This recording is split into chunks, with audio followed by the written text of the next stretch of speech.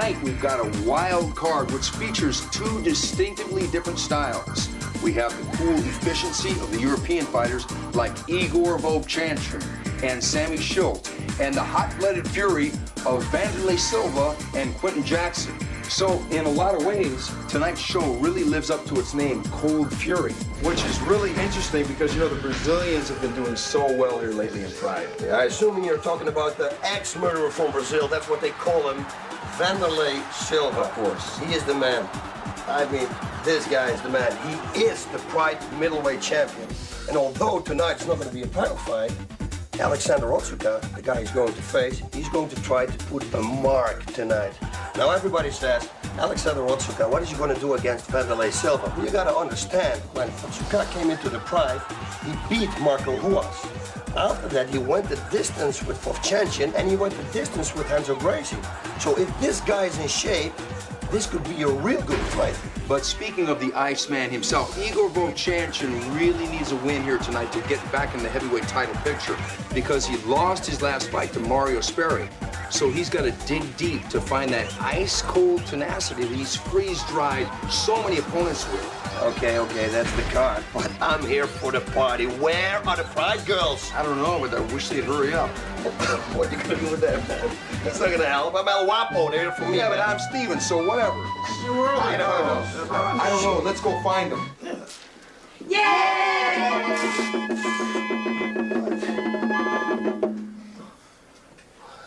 What are we doing wrong? Obviously, we don't have mojo. You're right. Mojo. We must learn mojo.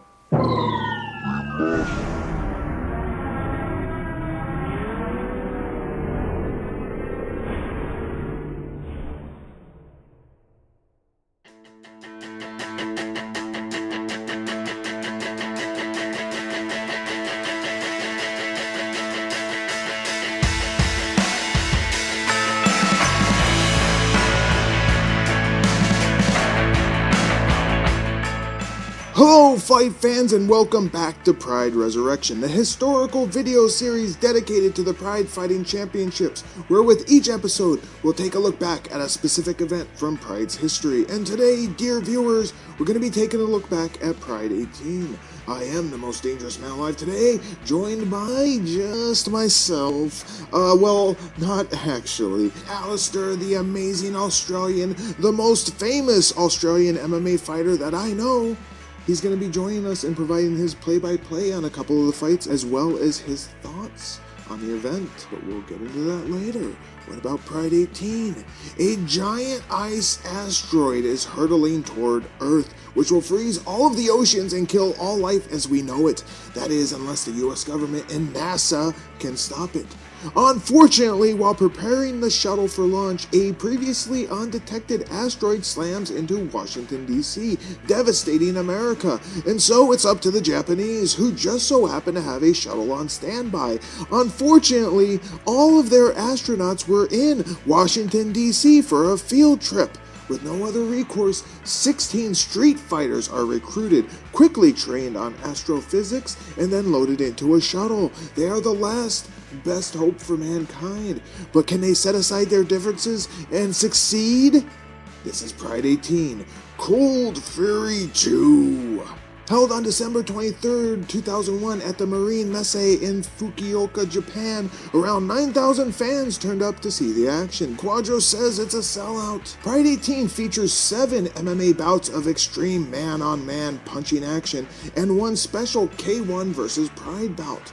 We'll get to see the debut of Jeremy Horn, along with returns of some of our faves, including Daijiro Matsui, Rampage Jackson, Semmy Schilt, Takayama, Akira Shoji, Wanderlei Silva, Igor Vovchanchyn, and then some other guys like Yoshihisa, Yamamoto, Alexander Otsuka, and Allan goes. Before we get into our event though, what else was happening in the MMA world around this time?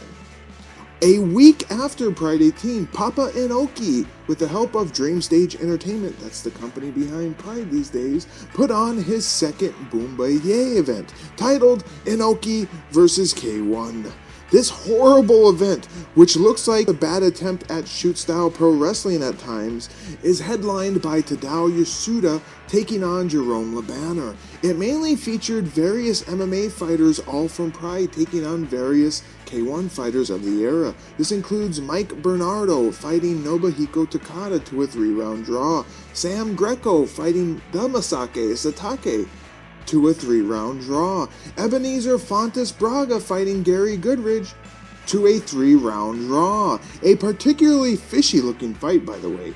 Tokumitsu Ishizawa, remember him? He fought K1's Shingo Koyasu to a 3-round draw. Are you getting the hit yet, fight fans?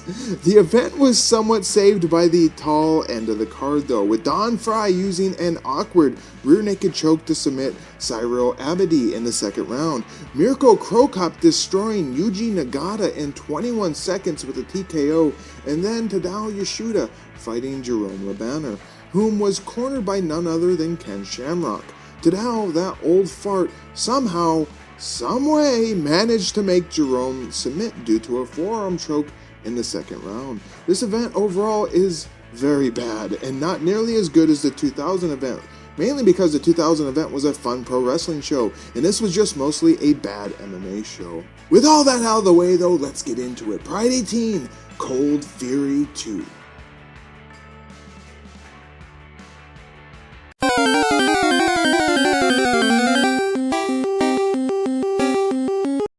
Hello, Pride Resurrection fans. It is I, Alistair. Unfortunately, I've gotten a new job and I now don't have fuck all to do every day. I actually have to go to a place and earn money. So I couldn't actually come in and join the most dangerous man alive today on his commentary on this particular episode about Pride 18. However, I will be with you in spirit and I have sent in some completely lacking in nuance hot takes about each fight. Bear in mind, if I was going to actually talk about these fights for any period of time, these opinions would be tempered somewhat by me saying that certain things were good or certain things were bad. But because I've only got 30 seconds, it's essentially me saying a tweet to you. So there is no nuance in these whatsoever. Also, I would like to ask a favor of the Pride Resurrection audience. If you could all send a message to Paul Lazenby on Twitter. I asked him for an interview on his upcoming, in my Pancreas review series, I'm coming up on a live 2, his debut. And I talked to him on Twitter and he agreed to answer a few questions, and I've sent those questions off to him, but he just hasn't gotten around to doing it, and I don't want to bug him. But you know what? If I get 1,000 people to go and bug him, that'd work out. Be nice, because I like the man and I don't want to sour the relationship, but just give him a little prod. Thanks very much. I hope you enjoy the episode of Pride 18, and I hope you enjoy my completely lacking in nuance hot takes.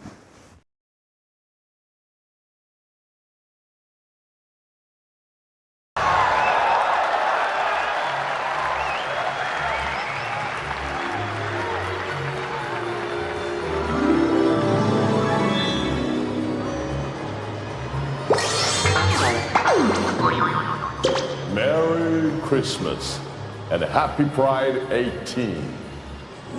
今宵は Pride 18にようこそ。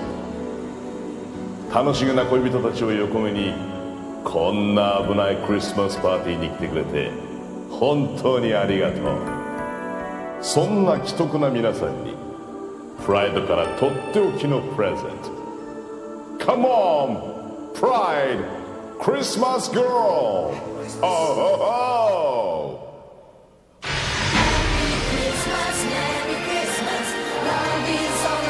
Okay, boss, it's the Christmas show.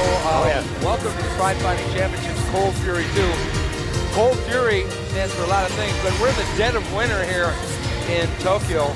And in the ring right now, we have the lovely Pride girls dancing around in their little Santa Claus outfits in front of the Ball of Mystery, we'll call it. I have the feeling that the outfit's going to go out, so we got to keep an eye on the ring. I think it's very important. Oh no. I think the girls are going out. They're going out. At least momentarily. They will be back though, folks. They gotta be. The good thing is that when you and I come here to the Pride Fighting Championships, they'll have something like this ball suspended in the middle of the ring, but we won't know what they have in store because, folks, we don't know what the design of the show is going to be. We just come here to commentate. So if that thing blows up or bounces off Boss's head or whatever, we don't know what's going to happen. Yeah, I'm going to use it as a speedball. If it comes down, I'm going to use it as a speedball, I think. I think what I'll do is I'll slip and then slip, let it swing. Okay, but I protect you also, you know. If it comes suddenly, so without any warning, don't worry about it. I got you covered. Oh, there we go. There we go. As you said, boss. Oh, look at that. Wow. Now that's what I'm talking about. Welcome to Pride, everybody. Oh, yeah.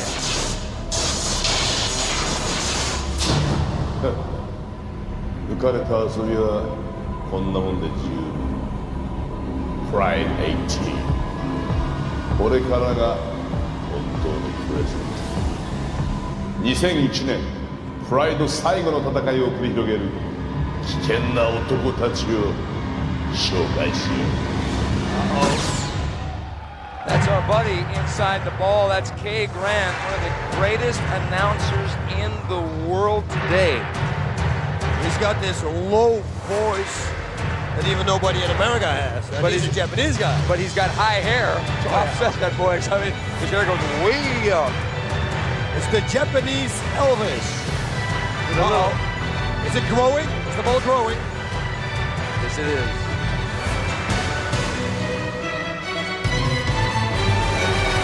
Oh, yes. Quinton Rampage Jackson. From the United States of America, Quinton Rampage Jackson. Quinton Rampage Jackson getting ready to make his entrance into the arena here at Fukuoka Mesa Marine.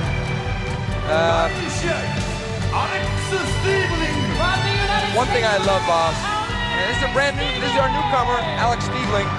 The Pride Fighting Championships really showcases an international cast of characters. We've got Allan here from Brazil. We had Alex Stiebling earlier from the United States. We've got Japanese fighters. We've got fighters from Europe, from Russia.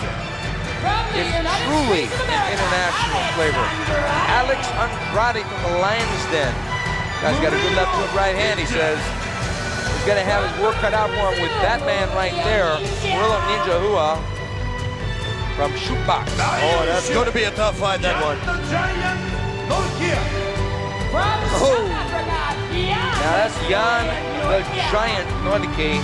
He is from South Africa, and he is a real slugger. He's going to be facing this man, Yoshihisa Yamamoto, a Rings and Pride veteran.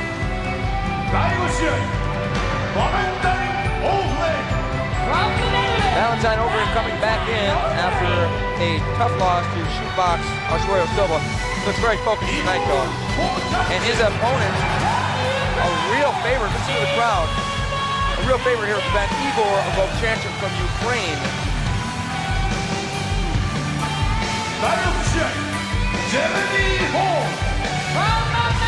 Jeremy Horn is a newcomer here in Pride, but he's definitely not a newcomer in mixed martial arts. The guy's got a lot of fights, and he's going to be fighting another man with a good deal of experience in Akira Shoji. Shoji looks like he's in good shape with this fight, box. Oh yeah, way better than last time. Last time he picked it kind of on the last minute, but now he's ready. Otsuka! Alexander Otsuka, the famous pro wrestler here, really needs to get back in action with a win, but he really picked a tough guy here. The Pride middleweight champion himself from Brazil, Wanderlei Silva. It's a scary individual right there.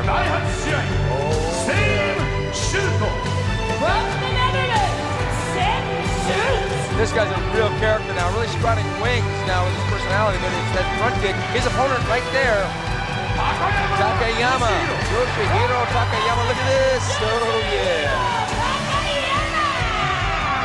These two very large men going to be going head to head. And that's our lineup, folks. Pride Fighting Championships Cold Fury 2 here at Fukuoka, Japan.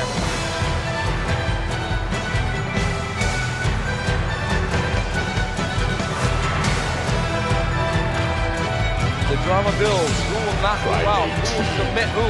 Will that ball blow up? We don't know. ベッドの代わりにマットが死ぬ。それ It が will. Trust me. The Christmas。 drama builds up.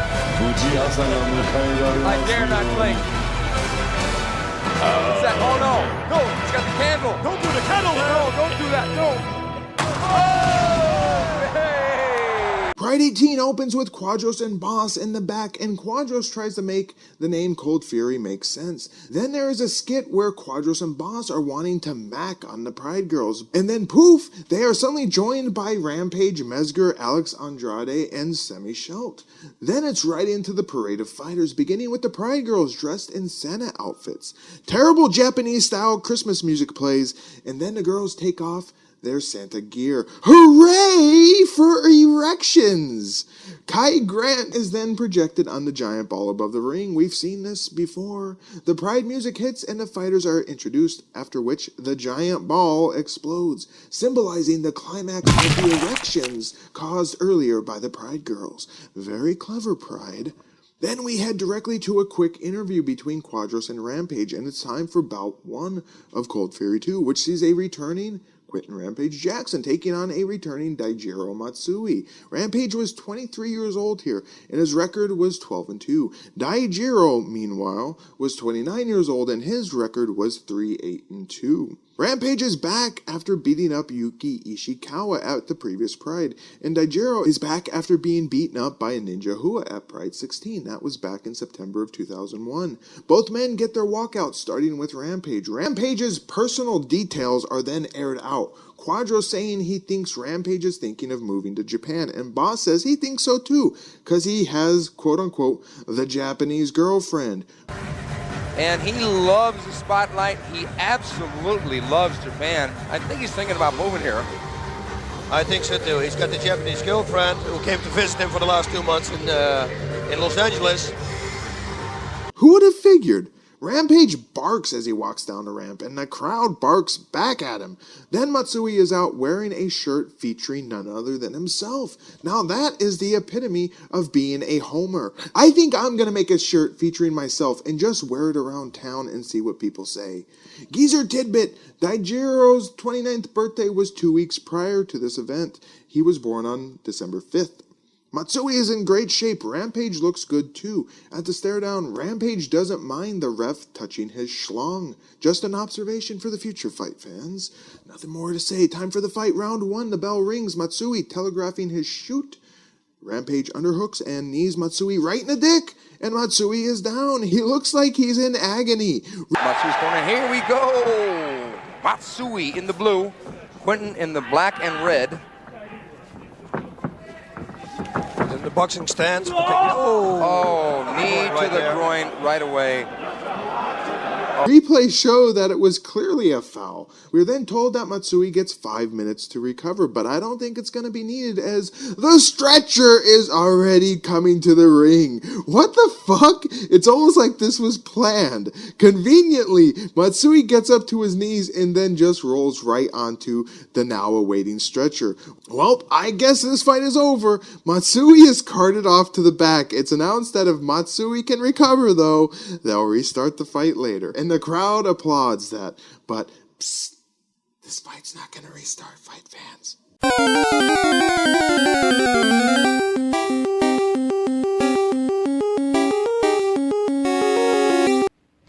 Matsui looked into the multiverse in order to find a way to win this fight, and unfortunately the only way he could do that was by taking a thunderous shot to the dick. Bad luck, Matsui. Shitty fight. So, what would become of our two terrible nut thumpers here?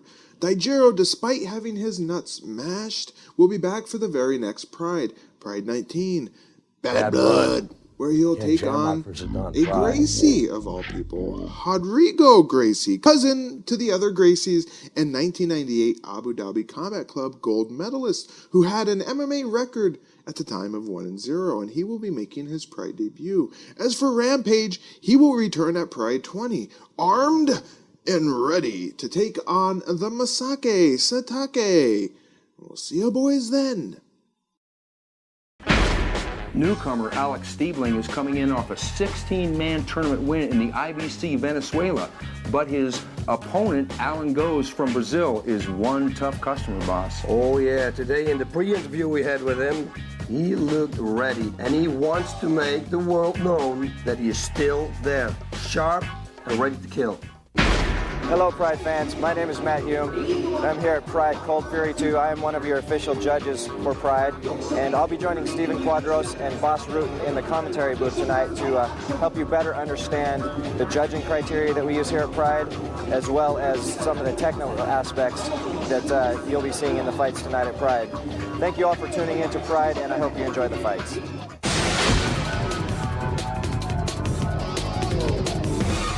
Matt Hume, looking very smart in a suit, is back to let us know he'll be sitting in with Quadros and Boss because Pride is clearly concerned with average dumb Americans not understanding the convoluted judging criteria for Pride fights.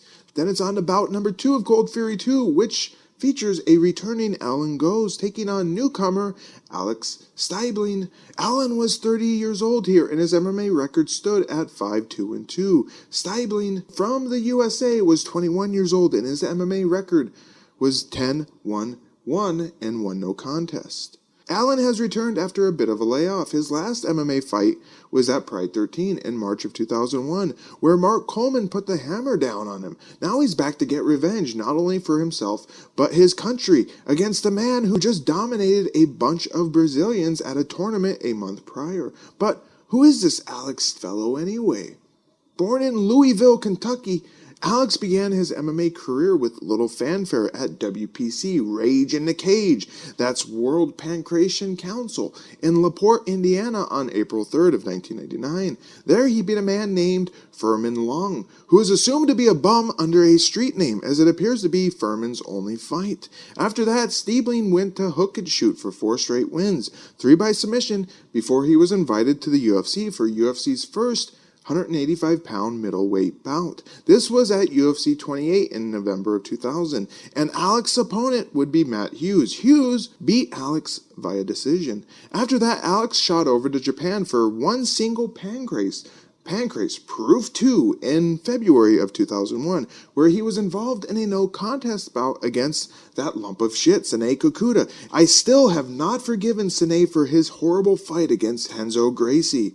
Then in November, just prior to Pride 18 here, Alex was invited to the IVC, that's International Vale Tudo Championships, for their USA vs. Brazil tournament. This tournament also featured John the Saint Rankin and the male Cyborg, and then in a non-tournament bout, we saw the Pedro Octavio fight as well. Despite being called USA vs. Brazil, it appears only 3 Americans were in the tournament. Regardless, Alex would beat all 4 of his Brazilian opponents, with his finals opponent, Angelo Araujo, having beaten Cyborg Santos just prior. This was clearly a surprising result, and that was the last time Alex had fought, bringing us here to Pride 18. Only Alex gets his walkout, and Quadros welcomes in Matt Hume, and introducing him just as Pride referee. Matt, clearly aggravated by this, responds to Quadros with angry silence. Boss Rutan and myself are joined by our dear friend and Pride referee, Matt Hume. Welcome, Matt. Quadros then can't seem to find his notes on what Alex's nickname is. Boss tries to save him, and Quadros, providing ammo for his future firing from Pride, just gives up on the whole thing with frustration. His nickname is the blue-headed Tornado. Okay, whatever. Geezer tidbit, Alex is 3 days shy of his 25th birthday. Good stare down by the men. Both men look intense and fired up, and Allan even threatens to start the fight before the ref says go. Well, let's get through it. Round 1. Alex comes out looking like a buffoon with his right hand held close to his face. Go shoots in and takes him down. Alex has butterfly guard. Allan gets half guard. Matt Hume has taken the role of analyst for this fight. Now he's made his way to half guard. He's scoring well right now. He got the takedown, and he's improving his position. Look for him to go to either side position or full mount from here. And quite frankly, this is the best commentator mesh you can have. One play-by-play guy, one analyst guy, and one color guy. Allan works to get his trapped leg free, then he goes for mount, and just like that, he has an arm triangle seemingly locked in. Alex is defending it by mere accident, it appears. The ref is annoying as hell here, continually pattering on with, "Give up, give up, give up, give up, give up." Gentlemen, Wait, this could be dangerous. He's got it. he's got that side He's got the choke. side choke. Give up. Seriously, it gets fucking annoying. Allan should know better and jump to the side control. Allan starts to point at Alex, and Matt Hume mistakenly thinks it's Alex tapping out. He's going to try to turn Stiebling him. should try to turn in and get a little space on his neck there. He needs to raise Allan's. Looks like he's tapping. No, it's No, Allan's that's hand. Allan's He hand. says Okay. maybe he's out. Allan jumps over to side control a little too late, and Alex turns into him. Breaking the hold, Allan gets back into guard, and Stiebling punches him with a couple soft rights. "This is unreal," says Boss. This is unreal. Okay, I'll agree.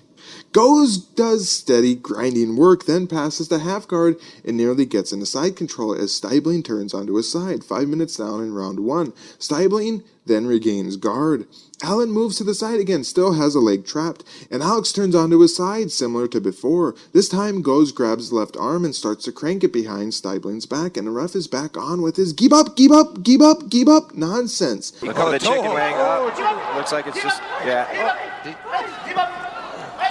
Alex is going to spin out.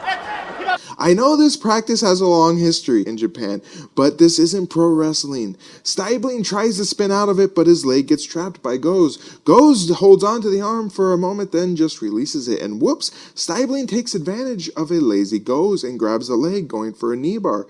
But his application wasn't very good. Goes gets out, climbs on top of Alex into guard.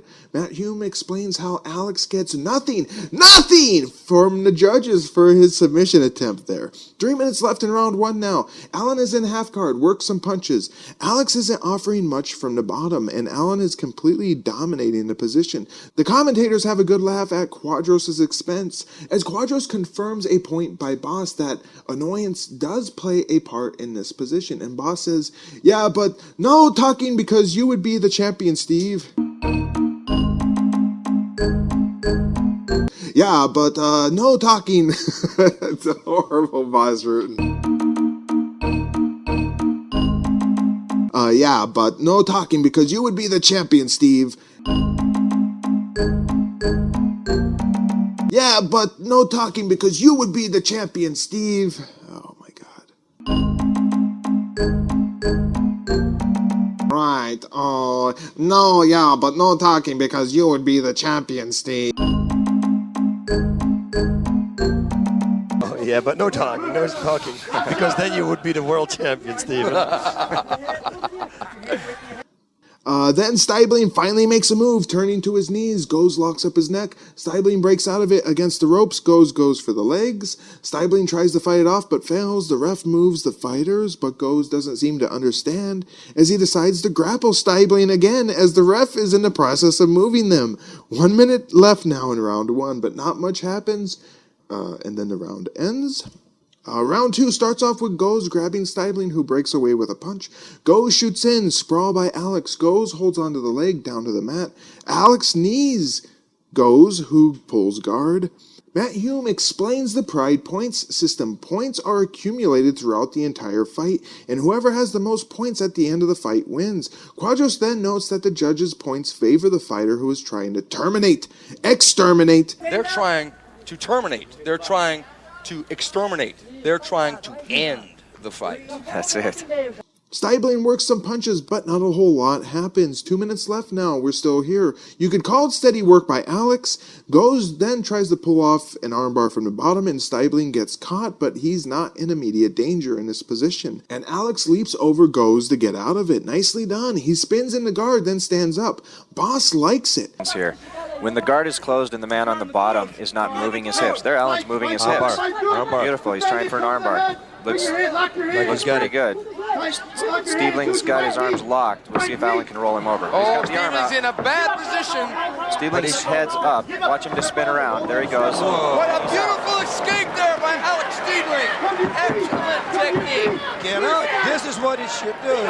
Stiebling's corner commands him to back away to make Go stand, but he just doesn't fucking listen. He should just back up and stand up. But we don't know. We don't know how good he is at stand up. And we know Allan from this position, he kicks Sakuraba quite a few times. The call for 1 minute left comes, and the ref decides to take action into his own hands, and he stands Go's up. Go shoots in. Alex sprawls in his backing guard. Goes for a push kick from the bottom. Alex is up, and then the bell rings. Who has what it takes to win this fight? We'll see. Round 3, the bell rings. Stiebling goes for a low kick, which Goes tries to grab and pull guard, but Alex leaps away, tries to stomp. Allan grabs the foot. Stiebling is down in side control, spins to forward position, knees, wraps up the neck. Goes tries to pull guard. Stiebling is up, kicks at Allan's legs, and then winds up for a stomp, is down into side control. He knees to little avail, then hammers down on Allan, and the ref is in to stop the fight. Wow, what an upset. Alex Stiebling, winner via TKO at 47 seconds of the third round. Really just back up. That's Goes for a stomp there. He's putting a beating here on Allan Goes. This is shades of Mark Coleman, but those aren't landing the big block. This fight's he's winning the fight. A TKO. Referee stop it. Wow. Oh my God, we got somebody new. Holy mackerel. Holy mackerel, says Quadros. What an upset, says Hume. Quadros agrees. Alex Stiebling cements his Brazilian killer moniker. Hey, look, it's Big Tom Erickson in the ring, and he was in Alex's corner. Matt Hume talks about Stiebling's training, saying he's been training on his own for a while, but with the right tutelage, he could really be something. I like this guy a lot, exclaims Quadros. You know, I'm not sure where he's been training, but I know for a while he trained on his own. And boy, this kid with the right training and the right conditioning, the right preparation for a fight is going to be something. I like this guy a lot. And then we're off to the next bout. Let's check in with Alistair and find out what he thought of this fight. Allan Goes has only one route to victory, and that is submissions, and he couldn't even submit to Frank Shamrock, who'd been training for 6 months. Basically, Alex Stiebling just had to wait it out. Also, Stiebling is the most awkward-looking fighter I've ever seen. His Philly shell just results in him getting punched in the face. Oh well, we've worked out that Allan Goes' kryptonite is being kneed directly in the top of the dome. Overall, this was a good fight. It was competitive, active, nice performance by both men. Goes looked like he gassed out Stiebling. He showed some great escapes, but I really don't think that Goes is the best BJJ guy around. I give this one a 7 out of 10. So what would become of our two super slick boomers here? Alex Stiebling will be back at Pride 19 for more Brazilian competition when he takes on a returning Valid Ismail. As for Allan Goes, this fight would mark the end of his Pride career. He would return to Brazil, take over a year off from fighting, and then re-emerge in May of 2003 to appear at Mecca World Valley 208. There he would armbar Carlos Lima in the first round. Later in 2003, Allan, I assume, would quit his fight against Gustavo Machado at Heat FC 2, an event that also saw other former Brazilian Pride fighters Ebenezer Fontes Braga and Carlos Barreto fight, as well as a young Forrest Griffin, of all people. Another year layoff, and Allan flew over to Hawaii to fight at Rumble on the Rock 7 in May of 2005, beating Chris West via knee bar in only 41 seconds. After that, Allan would finish out his career in the IFL, that's International Fight League, between 2006 and 2007, where he would have 3 straight wins, including a win over a Gracie, Daniel Gracie, before he suffered a loss against another Alex Schoenauer, in June of 2007, which was his final fight. Allan Goes would retire then and become a BJJ teacher in America. His record ended at 10-5-2. Godspeed, Allan. Godspeed. Murilo Ninja Rua is fast becoming one of the rising stars in the Pride Fighting Championship. From Curitiba, Brazil, he will be taking on an American in Alex Andrade. Oh yeah, Alex El Toro, that's what they call him, the Bull. He's coming from Texas, and he's got the nickname because the Lions Den, all the people in the Lions Den call him El Toro because he's like a bull. He's a good boxer, good kicker, good submission guy, and a good wrestler. This could be a real good fight.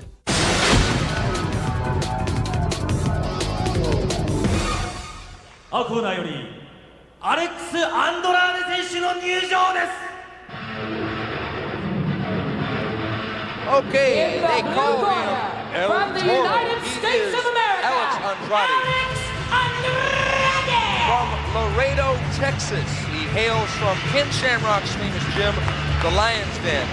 Comes in right around 200 pounds at 5'11".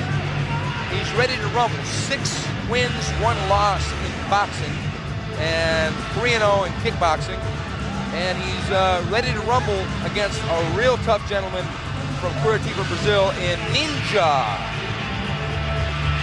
Yeah, we don't know what to expect with this one. Murilo, I think he has to take him to the ground because his stand-up skills from Alex are better than Murilo's. But apparently Alex is a real good wrestler too, and his takedown defense is phenomenal. All the people from the Lions that are raving about him. On to the third bout of the evening, which sees a returning Murilo Ninja Rua taking on newcomer to Pride, Alex Andrade. Murilo was 21 years old, and his record entering this fight was 6-1-1. Alex Andrade from the USA was 27 years old, and his record was 4-2. Murilo makes a quick return, last being seen in Pride at the previous Pride 17. Now he's welcoming in a new American fighter who's been seeing the world in his MMA travels. But just who is this Alex Andrade fellow anyway?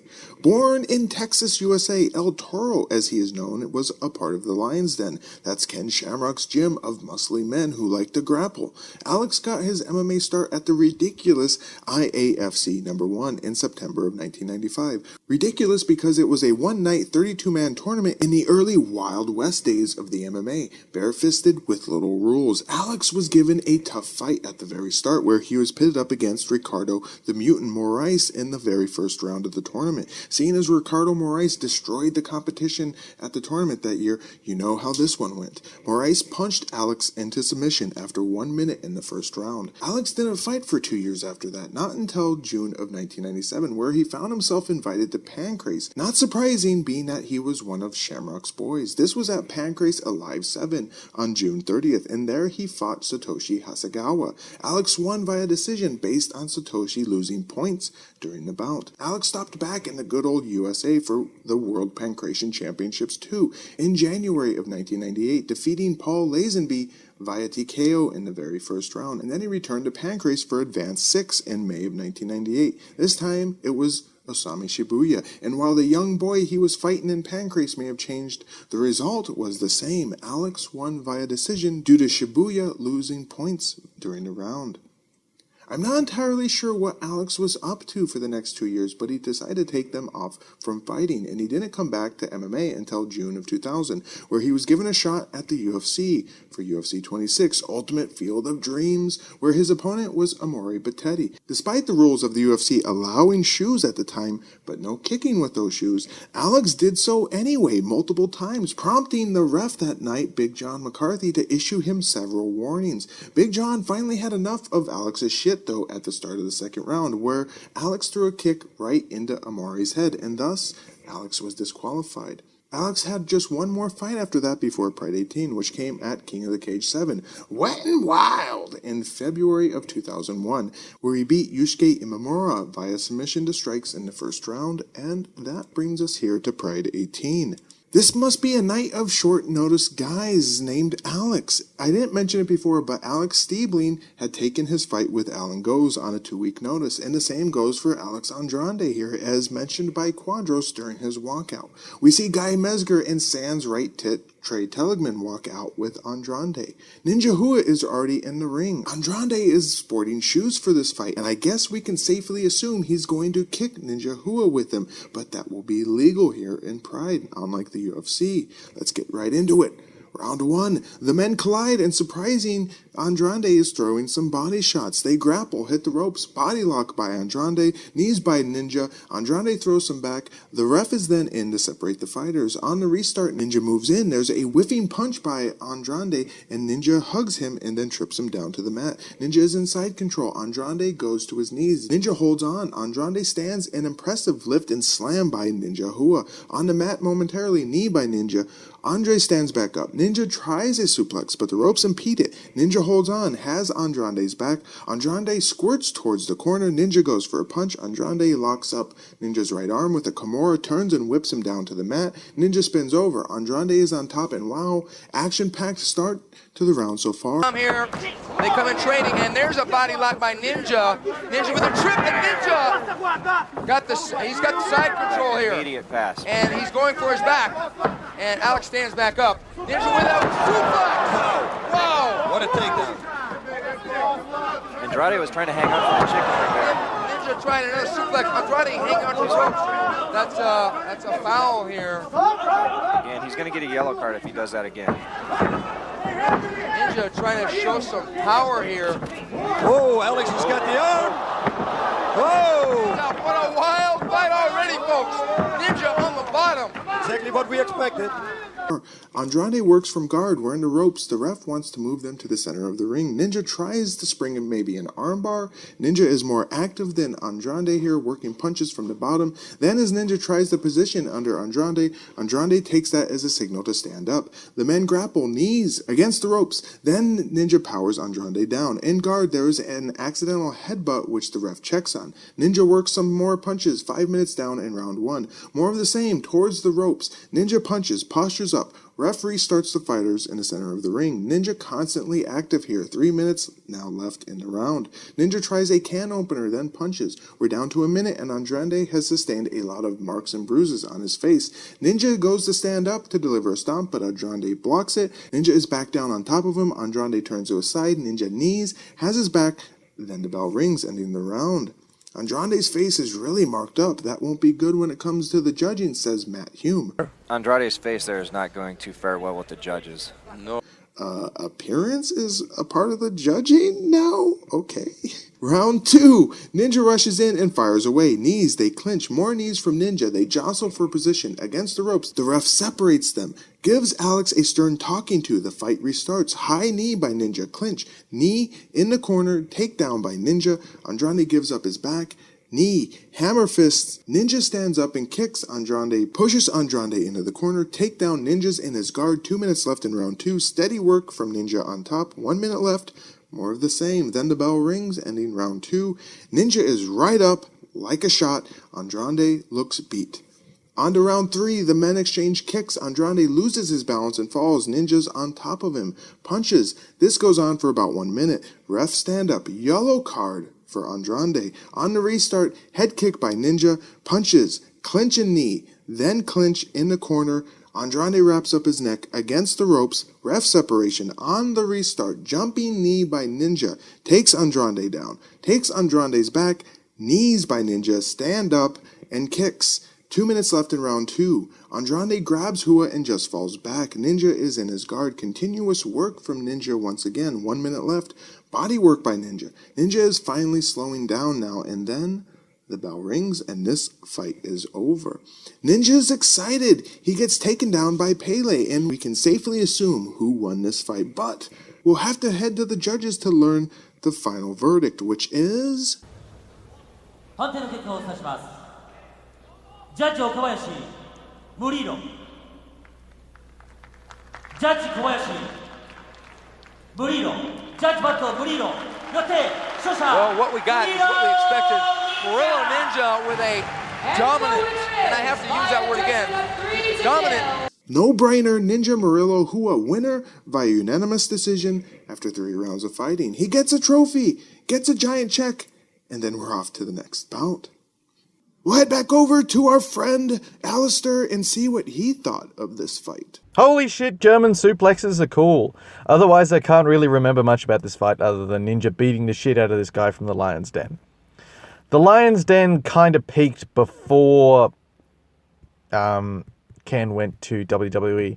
After he left, the prospects they brought in and the quality of the fighters started to dip off. Guy Mezga, while still fighting there, did very well in that period, but it wasn't the same as it was in 95 to 97. Here's my take. Great showing from Ninja. His gas tank was the real star here. He just kept going and going and going. Andrade didn't look very good, and I'm wary of his skill set. Maybe he needs a year or two to grow. I'm not sure. Overall, good fight. One-sided though, 6 out of 10. So what would become of our two swaffed sweepers here? Murilo will be back soon for Pride 20, armed and ready, where the bad blood of the two Brazilian teams, that's Brazilian Top Team and Shootbox, will spill in the cage as Mario Sperry will be ready to take Ninja on. As for Alex Andrade, this was it for his Pride appearances. Yup, one and done. He would have 7 more fights in his career after this, going 5-2 and ending his MMA career in July of 2009 with a record of 9-5 total. He would have 2 appearances in the early days of Bellator in 2009, but he didn't really fight anyone worth noting other than Krzysztof Sosinski at Ring of Combat 18 in March of 2008, whom Andrade would knee too many times in the dick, thus getting DQ'd. We'll see you around some other time, Alex.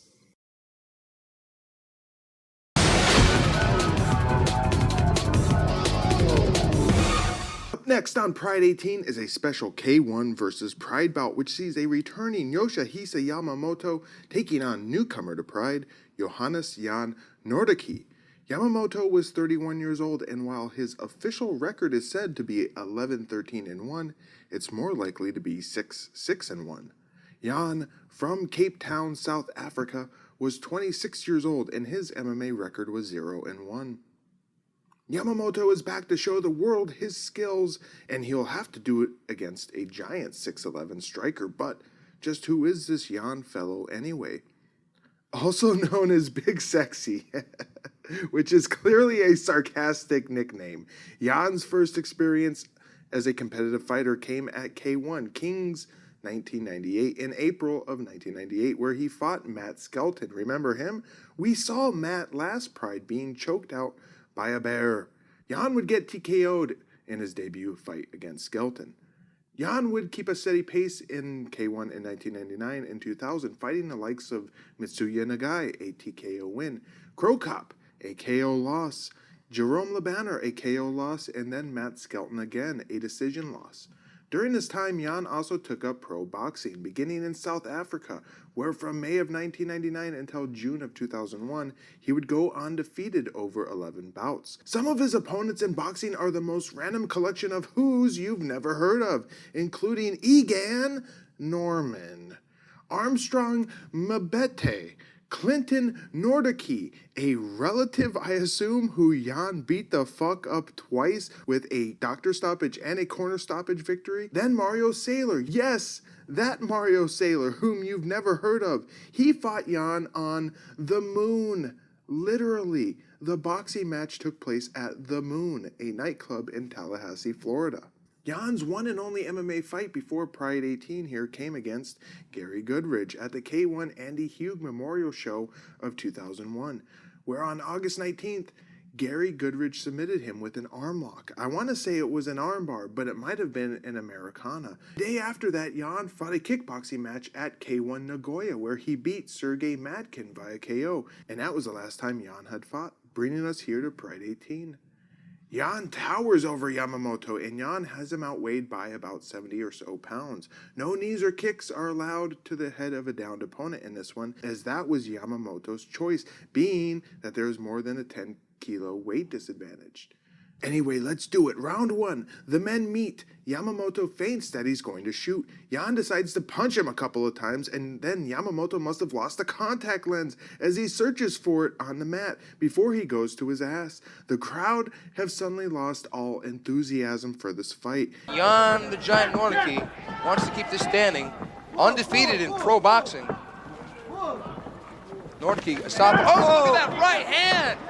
Bad position for Yamamoto. Jan backs up and Yamamoto stands. Yamamoto with an awful shoot attempt. Yan stands above him and clubs him, and whoops, he just let Yamamoto grab his leg. Yamamoto takes him down against the ropes. Yan holds on to the neck. Yamamoto lightly works the body, pops his head out, and now he's in half guard. Boss thinks a knee bar is coming. It's not. Yamamoto gets the side control. He moves to freaky mount, grabs the arm, and then he pulls it back, and just like that, Yan is tapping out. Congratulations, Yamamoto! A winner is you! He has got to get back up on his feet, for sure. By no stretch of the imagination is he a ground fighter. Gary Goodrich beat him with an armbar. Looks like, oh my God! Wow! Yamamoto gets the armbar. Nortje has got to go and train jiu-jitsu. Yamamoto, winner via armbar at 1 minute, 43 seconds of the first round. Let's head over to our friend Alistair and see what he thought of this fight. Alistair, take it away! Nortje was specifically brought in for Yoshihisa Yamamoto to beat, and Yamamoto still managed to find a way to almost lose. It was like two guys in Dragon Ball Z trading their finishes. Somehow, Yoshihisa Yamamoto managed to survive that right hand to the head and came back with his armbar.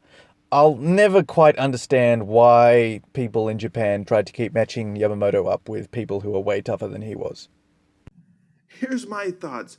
Good showing for Yamamoto, who's very close to being regulated to that bin of, quote, once promising Japanese fighters who are in fact shit and just used to fill out the card, unquote. He still very well may be, so just stay tuned, fight fans. Yan, well, he's not a very good MMA fighter and is highly susceptible to an array of submissions.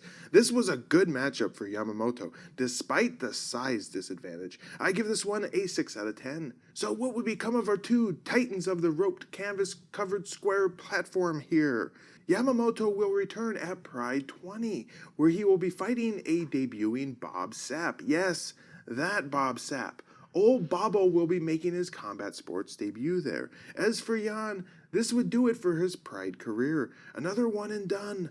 He would return to K1, fighting the likes of Ernesto Hoost in August of 2002, a KO loss. Alexei Ignashov, Belarusian near of Dr. Death fame, in July of 2003, another KO loss. Tom Erickson fought in K1, apparently, the grizzly bear of my dreams. He fought Yan in Jan of 2004, which was a TKO doctor stoppage loss for old Yan. And then Semmy Schilt, a TKO loss in November of 2004, plus much, much more. Yan would kickbox until 2013, amassing a glorious record of 9-16.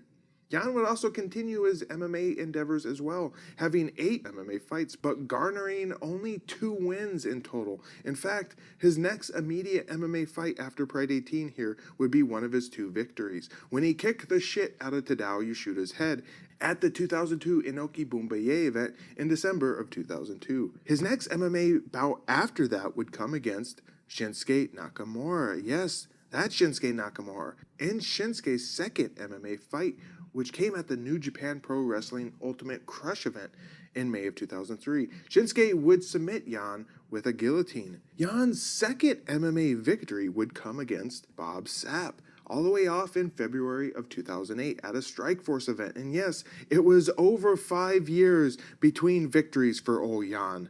Yan would TKO Bobo at 55 seconds of the first round, by the way. Finally, Yan's last MMA bout came against Sokaju. Remember him? We'll get to see Sokaju way off in the last days of Pride. But regarding his fight with Yan, Sokaju would TKO Yan in the first round at Dream 9 in May of 2009. We'll see you around some other time, Yan.2m11 の大男、文字通り天をつくような高さであります。さあこちらは4年前敗れているトム・エリクソンに対して借りを返すことができるのか。南アフリカの大巨人、今年は6月の K1 ジャパングランプリでピーター・アーツにも敗れています。今日はこの岡山にやってきました。グラジエーターのリング、今トップロープを大股にリングインしてきましたヤンザ・ジャイアント・ノルキア。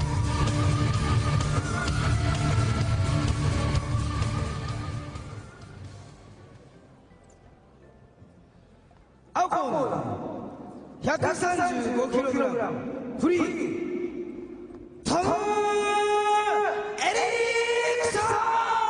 青コーナー193センチ、ビッグネームです。トム・エリクソン。赤コーナー 150kg フリーヤングジャイアントノルキア。そして赤コーナー2メートル11センチ、大巨人ヤンザ・ジャイアント・ノルキア。いやー、2人ともでかいですね、トップロープから体の半分ぐらいはみ出てますからね。文字通りスーパーヘビー級の激突と言ってもいいですね。そうですね、もうこれはね、前回の試合もですね、1ラウンド55秒でですね決着してますから、今回も早いんじゃないですかね。一発があればもうノックアウトは間違いありません。本当に一発入れば倒れると思うんで、どっちかが。4年前はトム・エリクソンが勝っています。そうですね、どっちが勝ってもおかしくない試合ですよね。今ゴンが鳴りました。赤のグローブがノルキア、そして青のグローブエリクソン。これはダウンではありません。スーパーヘビー級の激突。右入った。エリクソン右が入りました。これはダウン。再現になりますかね。序盤まずは右のショートが入りました。ダウンを奪ったのはトム・エリクソン。4年前の再現か。さあ左から右、また前に出ます。エリクソンが前に出る。さあ左右のフック、膝を出していく。左入った。左フック、ここでダウン。今度はエリクソンがダウン。ノルキアの強烈なパンチがヒットしました。ノルキアは何といってもあのセーブシュルトからダウンを奪ってますからね。そうなんですよね、これでダウンはお互い一つずつ。前へ出ていきますエリクソン。ここで止めました。熊子さん、今のパンチは右フックじゃないですかね。右ですか。しかもタイムが1分5秒、前回より10秒長いだけですよね。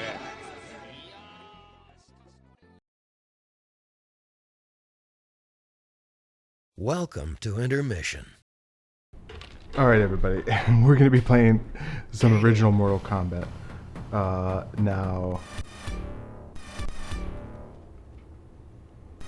I had been, I had to fix my audio on my headphones there. I'd actually been playing this. I was playing this.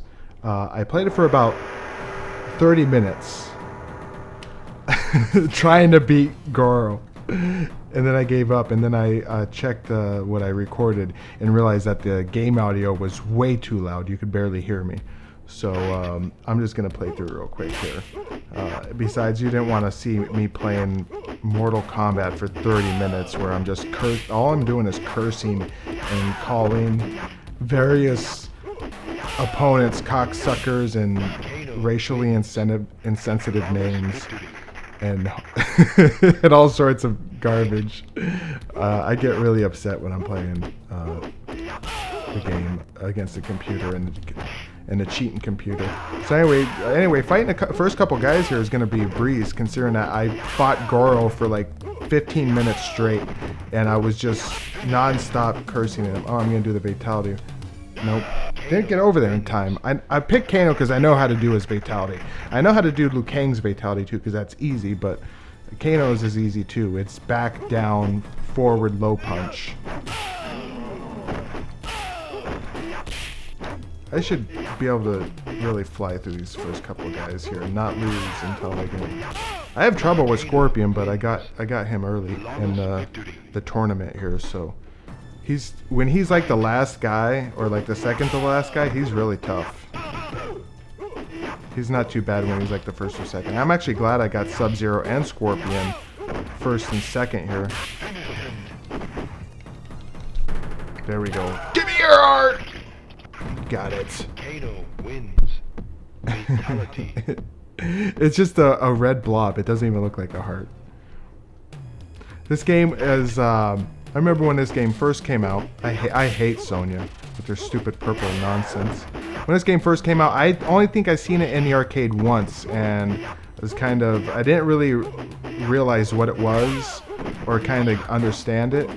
I want to remember... I wasn't actively reading like game magazines. I would just kind of open up game magazines and look at the stuff, the pictures, and I never really read them. So I'm sure in the gaming magazines there was a lot of hype for Mortal Kombat in the arcade here, but I really didn't catch on to the hype until it was coming out to the home consoles. 1993? It was coming out for the Genesis and the Super Nintendo. And of course, we had when I was younger growing up, we had a Genesis and a Super Nintendo. But we got this for the Genesis because it was going to have the blood, you know. Even though the Genesis version is considered to be the inferior port, I think it's faster, for one thing. It's a faster game, and I think the music sounds better because the Genesis FM chip is closer to the Mortal Kombat arcade board. The Super Nintendo sound chip, it was good for synths, I guess. That kind of had, you know, like, it was too muffled, especially the sound effects. It had a better, like, a sound effect chip, and I'm just being real cheap on Sonya here. Give me your titty! He pulled out, she had cancer. He's helping her because she had cancer, and he took the cancer out of her breast. Kano's a really good dude. He looks exactly like me right there. Except for the laser eye. So yeah, I got this for the Genesis. We used to play this all the time, me and my buddies. Especially during the winter. We put in the blood code and just play it non-stop. It's not a deep fighter. This is really not I mean, the only reason that this caught any hype at all was because the violence in the digitized characters. Otherwise, it's not a deep fighting game. It's kind of actually a bad fighting game. It's just I guess you could say its gimmick is what made it memorable and made it famous. Otherwise, this could have been a Way of the Warrior or something like that, except for the fact that the guys over at Midway, they knew how to make good games. Fuck you, Johnny Cage.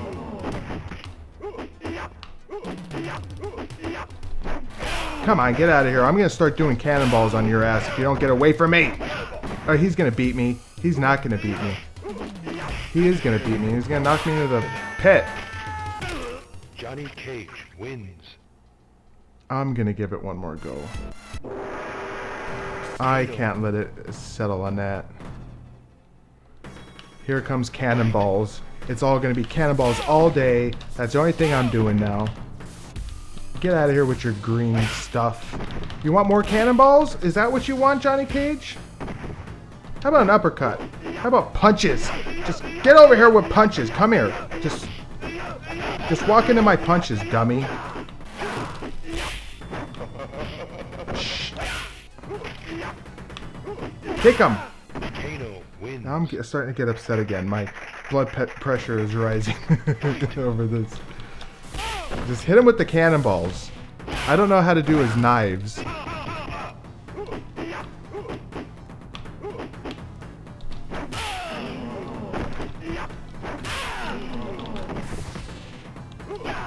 I've kind of started to focus here as I've gotten quiet. You notice when I'm really focusing as I go quiet. Come on. What are these? Get off me! Now you're getting your heart pulled out. I didn't do it. I've got this really kind of crappy Pelican PlayStation 2 controller that's got a very bad D-pad. It's pretty much a circle. It's really spongy. The down doesn't really work at all. It's kind of old, so. But you know, it's like a quick and easy thing I can plug into the computer without having to fucking worry about, you know, other nonsense, setting it up and whatever. Get out of here, you stupid motherfucker! Raiden wins.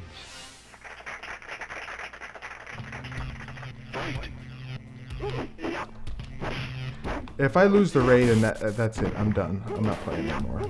I've been playing Mortal Kombat far too long tonight. And I've been screaming up a storm, so I know my wife, she's not going to be very happy. He's got me. Unless I can pull it out here being cheap. Because he's stupid. He is stupid. He's going to let me continue on. Oh my god. I got a good RNG on that one. The fact that he let me abuse him like that. Have cannonballs.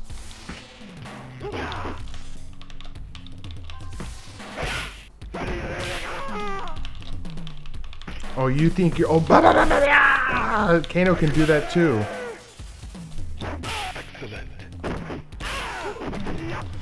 Oh, damn it. That was a good combo. Why don't you do the fatality? I'm done. I'm done playing Mortal Kombat. Let's get back to the fights!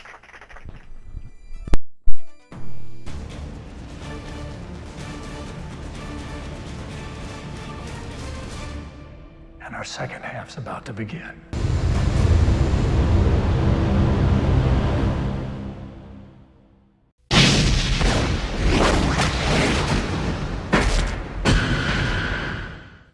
Igor Vovchanchyn seems to be at the crossroads in a way because he's lost his last couple fights. He lost his last one to Mario Sperry, and a couple fights back, he dropped a decision to Trey Telligman. Didn't really seem to be the same after that one. Yeah, I think so too, but it's the same case with Valentjin Overeem. He also lost his last 2 fights, and he also wants to be back. He looked really sharp too. He lost some weight. He says he's in a very good condition, but also Igor looked very sharp, and he also needs to win. Bang at a bang at a bang, that's what it's going to be.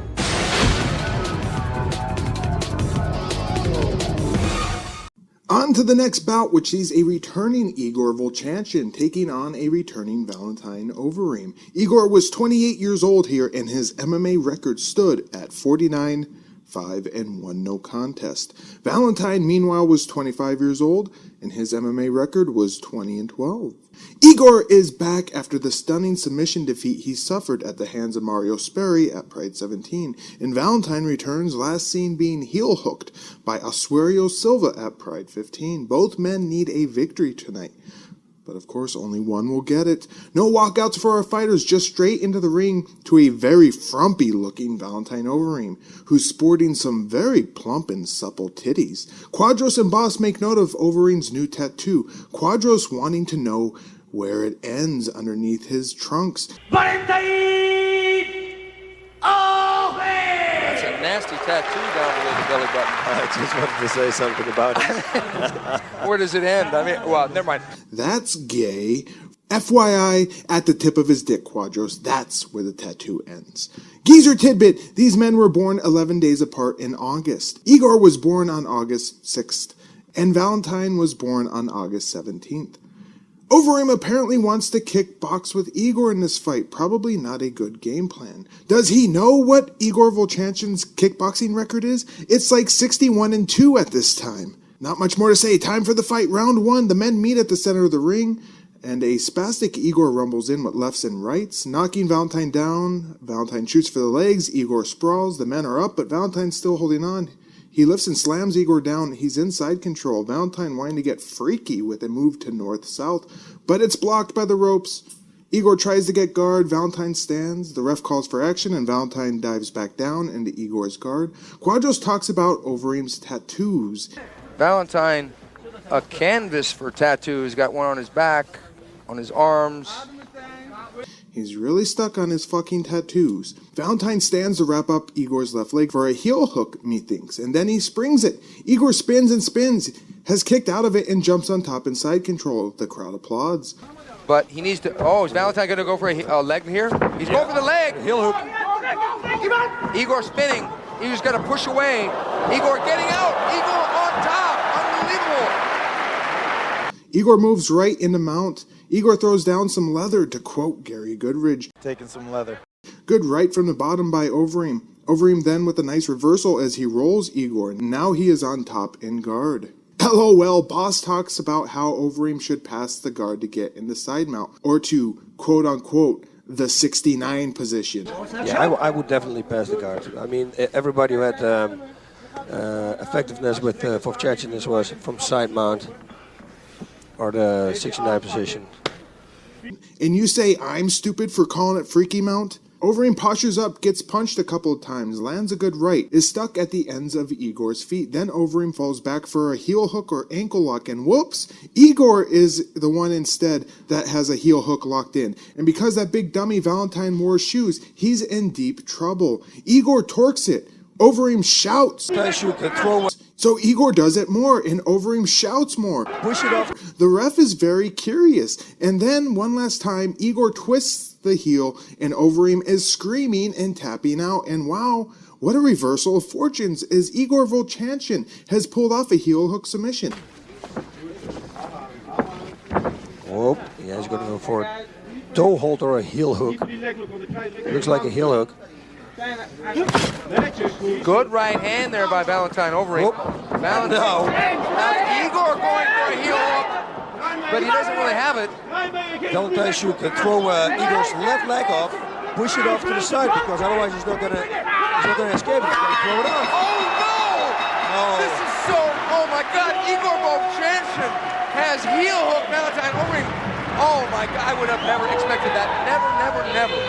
Vovchanchyn, this is not good. At the moment you said Vovchanchyn will not go for a heel hook, I want to say, oh, you never know, because he choked out Gilbert Eiffel, and now he's going for it. Oh no, shouts Quadros. Get out of here! Igor Vovchanchyn, winner via heel hook submission at 4 minutes, 35 seconds of the first round. I blame the shoes. This is a second straight heel hook loss for Overeem, and he really needs to stop wearing the shoes. Quadros and Boss chastise Valentjin for not even trying to get out of the heel hook. It's a fishy loss, or maybe Valentjin is just a big dummy. I don't know. And just like that, we're off to the next fight.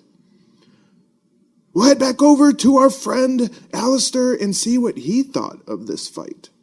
Valentjin Overeem struck me as a guy who's got great submission offense, but really shitty submission defense. Also, he peaked in rings. Still, fun fight, well done. Igor Vovchanchyn is always cool. This was a good bout, I liked it, but I am suspect of Valentjin. He doesn't seem to have very good ring smarts, and it's as if he doesn't game plan at all for fights. He just does things without a second thought. Good showing from Igor, who despite having a tough loss against Mario Sperry, still has enough left to put on good fights. I give this one a 7 out of 10. So what would become of our two hobgoblin heel hookers here? We'll next see Igor at Pride 19, Bad Blood, where he'll take on Heath Herring. As for Valentjin, he'll be back, but just for one more Pride, which will come a full year later at Pride 24. Cold Fury 3, where he'll take on Ron Waterman, American fighter who will be making his Pride debut at that event. We'll see you then, boys!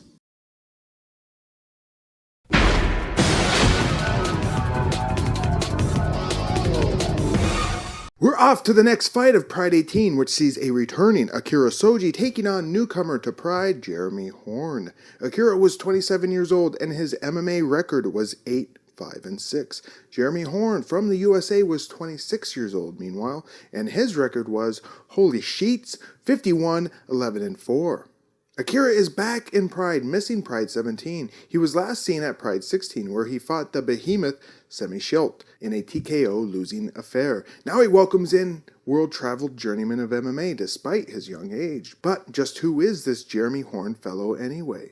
Born in Omaha, Nebraska, Jeremy took up fight training at age 12 and was trained in the Robert Busey's Warriors International Fighting System. At age 17, he would earn a black belt from old Robert, whatever that means. Can anyone just make up their own black belts, even Hicks from Nebraska?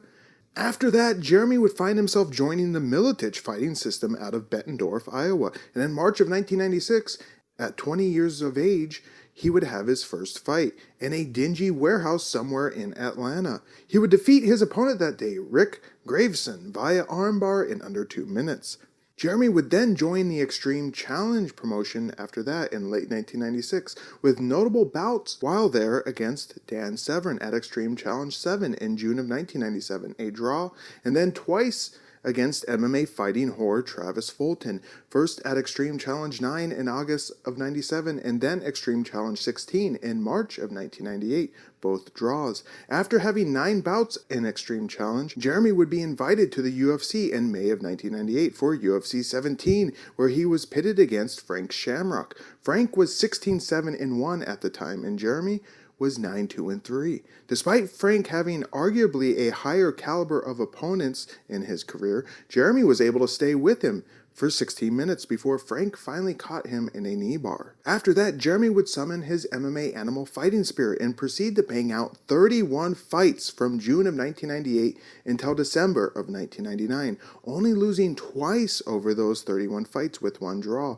An amazing run with a smattering of known names, including Ebenezer Fontes Braga, a guillotine loss at UFC Brazil in October of 98, Kiichiro Yamamiya, a draw at Pancrase, Advanced 12 in December of 98, which would be Jeremy's only appearance in the venerable Japanese promotion, and then Chuck Liddell, a submission win at UFC 19 in March of 1999. In 2000, Jeremy would have more notable bouts, including against Big Nog Antonio Rodrigo Nogueira at WEF Going Platinum in January of 2000, a decision loss. Yoshihisa Yamamoto at Rings, Millennium Combine 1 in April, an arm triangle victory. Kiyoshi Tamura, a decision loss at C2K, the show that featured Rickson Gracie's final MMA bout, which was a decision loss for Horn. Ricardo Arona at Rings, Millennium Combine 3, a split decision loss in August. And then at Rings, King of Kings 1999 opening rounds, where Jeremy Horn lost to the legend Randy Couture via decision in October of 2000. There would be many more fights to come in many different MMA promotions. Far too many to cover in full in our brief amount of time. Just before Pride 18 here, Jeremy fought at Ultimate Wrestling Minnesota in October of 2001, a fight I shockingly found video for. There, Horn fought Dan Theodore and won via KO. And that brings us here to Pride 18. Right into the ring once again, no walkouts. Monty Cox managed Jeremy Horn is how he is introduced by Quadros. Monty Cox is a very notorious fight manager who hung around Pat Miletich and managed many of Miletich's guys, including Miletich himself. Just earlier this year, in January of 2008, Monty was sentenced to 3 months in prison for filing false tax reports. Akira is looking very Shoji-like, sporting a goatee and short black hair. He looks, though, like he's gotten some sun recently, and he's not so pale and ghostly looking as usual. Big size difference, though, as Jeremy Horn has at least 4 inches on Shoji. And fight fans, I was expecting our friend Alistair to do the play-by-play for this one, but whoops, he didn't, so I had to do it. And let's do that now. Round 1. The bell rings, Shoji comes rushing in with a punch. They clinch, hit the ropes, and Shoji takes him down. Shoji is in guard. He works body shots, and so does Jeremy. Jeremy very calm and comfortable here. He does a good job of wrapping Shoji up and minimizing his movement. Quadros says Horn describes his own style as sloth-like. He says his style is sloth-like. Oh, God. Sloth? That's funny. I think he was being comedic there. Shoji postures up and nearly gets caught in an armbar. Both men are then up, they clinch, fight for control, and Shoji is the one that ends up tripping Horn down, but he's fallen into maybe a leg triangle possibly. But he breaks out of it. He's back in full guard. Quadros starts to shit on the fight, saying that the fighters need to understand that fighting is also entertainment. Well, they've really got to get busy here. They've got to pick up the pace, understanding that fighting is also entertainment. Horn is definitely the most busy fighter here, working light punches from the bottom and generally controlling Shoji, though Shoji tries to get some off every now and then, 5 minutes down in round 1. Jeremy with great wrist control. Shoji isn't really doing a whole lot, and he's not trying that hard to pass guard either. Horn spots a bee on Shoji's back and then tries to smack it off him with several punches. I don't think he got it though. Then the bee must have went to Jeremy's back, so Shoji returns him the favor and begins to try to smack it off. But he didn't get it either. Damn it. 3 minutes left. More of the same. Shoji tries to punch, but Horn stifles him. Shoji works the body. Jeremy works the head. Jeremy with butterfly guard, and he spins Shoji above him. He tries to scramble up, but Shoji dives right back on top into guard. He then tries to get the side control, but is pushed back to guard. The bees return to Shoji's back. Horn tries to get that son of a bitch, but damn it, He missed. 1 minute left now in round 1. Not much happens though until the bell rings. Quadros calls it a slow first round. Yap, says Boss. That was a pretty slow first round, really. Yep. On to round 2. Shoji pushes forward with wide looping punches. Jeremy pegs him with a good one. Then he pushes forward with a kick. Then delivers a nice double jab, straight right punch, and then a left kick that beans Shoji's face. Shoji grabs him. They fight for control and Jeremy pulls back, but Shoji lands on top. That damn bee is returned on Shoji's back, and Jeremy tries to fucking smash it. Grrr, he didn't get it though. Jeremy squirts around under Shoji and punches. Jeremy bitch smacks Shoji with a backhand, and then the referee stops and stands them up. And wow, Shoji gets a yellow card for being a do-nothing lump of shit. That's a bit harsh, don't you think, ref? On the restart, Jeremy wants to kickbox, and Shoji just wants to hug him. Shoji tries to pull him down, but Jeremy was just too slippery. Shoji falls. Jeremy misses with a knee, and now Jeremy is on top in half guard. Jeremy passes to side control. Knee ride. He traps Shoji's left hand, knees the body. 2 minutes left in round 2. Horn then takes mount, then goes back to side control, thinks of a knee, grinds on Shoji's face, knocks up the left hand again, and maybe thinks of an arm choke. Horn has Shoji completely neutralized here. He's back in mount. 1 minute left. Horn is on top, punches. Now he traps the right hand. Shoji does nothing in return. Jeremy punches the head and body, has the arm ready for an armbar, tries to distract Shoji, then he tries to spring the armbar, but whoops, Shoji slips away and now he's on top, but the bell rings right there, ending round 2. Moving on to round 3, solid leg kick by Jeremy. Nice form. He then swings high. He tries to target a punch and Shoji grabs him. In the corner, Horn pummels under, slides against the rope, back to the corner. Quadros talks about how respectful Jeremy is, who a day or so before joked with Boss by asking him what weight class Boss was going to be fighting in, so he could avoid that weight class. Hey, I think he said a joke when we were talking to him the other day about what weight are you going to fight in? Because he'll make sure not to fight in that weight. There you go, nice shot. What a nice thing to say for actually paying him. You can tell both Boss and Quadros like Horn a lot. A lot! Shoji takes Jeremy down, he's in guard, and wouldn't you know it, that damn bee is returned! Horn tries to end its existence, and he just can't seem to get it, so he gives up. Damn. Slow work from Shoji. Horn, meanwhile, tries to pull off a Kimura on Shoji's left arm, but he spots the bee on Shoji's back, so he gives up on the Kimura to try and smack it. Oh, it got away, though. He should have just ignored it. Damn it. The ref moves the fighters, and that damn bee is back. Horn tries to get it, then he pulls off an awesome sweep, and now Jeremy is on top. Thank you, bee. Quadros is totally unimpressed, though, and he actually sounds really depressed. Okay, he did just that now. He's got half position.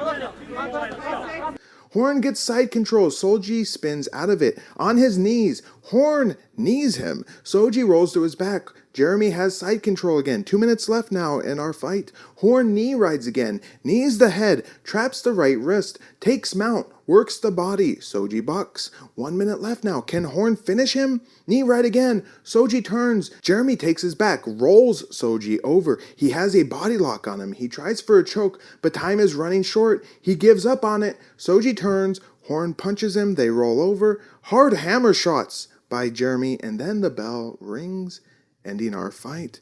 Whew. It's over, folks. Who do you think won that one? We're going to head to the judges to learn the result, which is...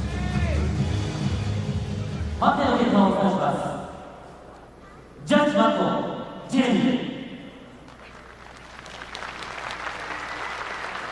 Judge Kobayashi, Jeremy. Judge Miyake, Jeremy. Okay, it's a unanimous decision for Jeremy Horn coming into Pride, out-grappling Akira Shoji.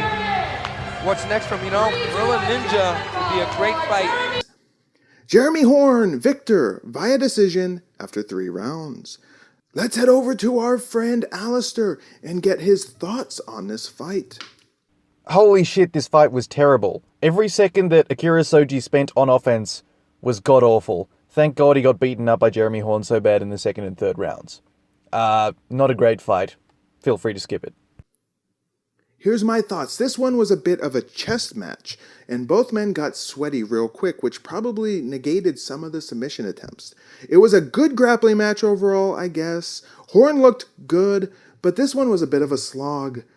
Overall, I give it a 6 out of 10. So what would become of our two super slippery sluggers here? Jeremy Horn will be back for just one more Pride 21 Demolition in June of 2002, where he will be taking on a returning cheating mother effer, Gilbert Ivel. Jeremy will squeeze in 3 fights before then, though, against random nobodies you've never heard of. As for Shoji, he's taking the next few Prides off, not returning until Pride 22, Beasts from the East 2, in September of 2002. Before then, he will be fighting just once, at a King of the Cage event in Reno, Nevada, of all places, on May 17th in 2002. There he gets a tomato can to fight against and maybe get a win against, which he really needs. But to learn more about that fight fans, you're going to have to tune in to Pride Resurrection episode 25. We'll see you boys then.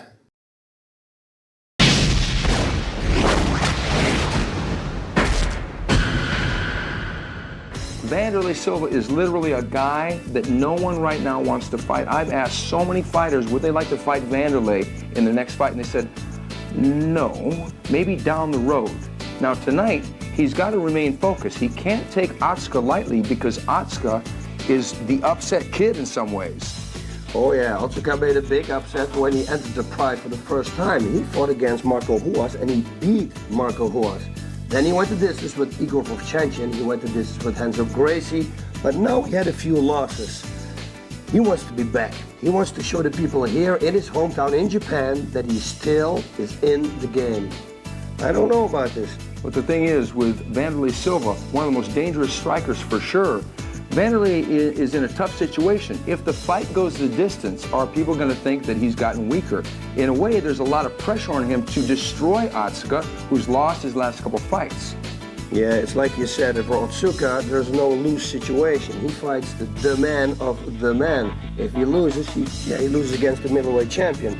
And sometimes that gives you the edge. If you got nothing to lose, you will go 100%. And God knows he's going to work tonight. One thing is for sure, these two bald guys are going to go at it.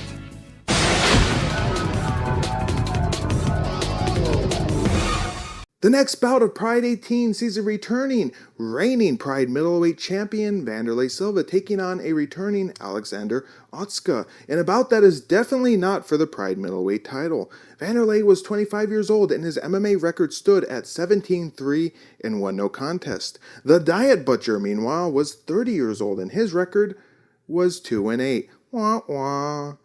Wanderlei was last seen at the previous Pride Championship Chaos, where he won the middleweight title after Sakuraba either broke or dislocated his collarbone. Otsuka was last seen all the way back at Pride 12, Cold Fury 1 in December of 2000, where he lost to Guy Mezger. Since then, Otsuka has fought twice, at King of the Cage 7, Wet and Wild, in February of 2001, which was a TKO doctor stoppage against Guy Mezger, the second straight time that Otsuka had fought and lost to Guy Mezger. I still don't have any video from Wet and Wild. Sorry, fight fans. Then in October of 2001, at Battle Arts versus the World, Otsuka lost again via TKO doctor stoppage, this time against Rampage Jackson. Kai Grant has entered the ring finally to deliver the ring introductions. Pride 18, ただいまより第7試合を行います。 And now for the seventh match. 青コーナーよりアレキサンダー大塚選手の優勝です。 Only Otsuka gets his walkout. Funny enough, Otsuka enters second, I think, and he comes out to some Japanese rock anthem ballad. It's definitely going to get a copyright claim on it if I use it, so you're not going to hear much of it, folks.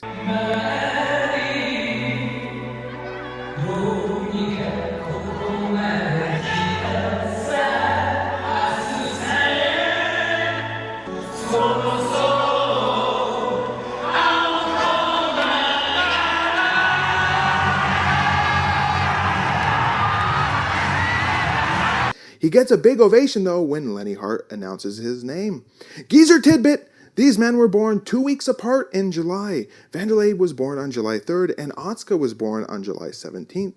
I am now convinced that one of the metrics Pride uses to determine matchups is via proximity to days of birth. Silva is sporting slightly unshaven head for this. Quadros likens this match to taking a cow to the slaughterhouse. Wanderlei Silva. 青コーナー183センチ 96.5 キロ Alexander Otsuka. Alexander Otsuka. Some feel that this is like taking a cow to the slaughterhouse. Ouch.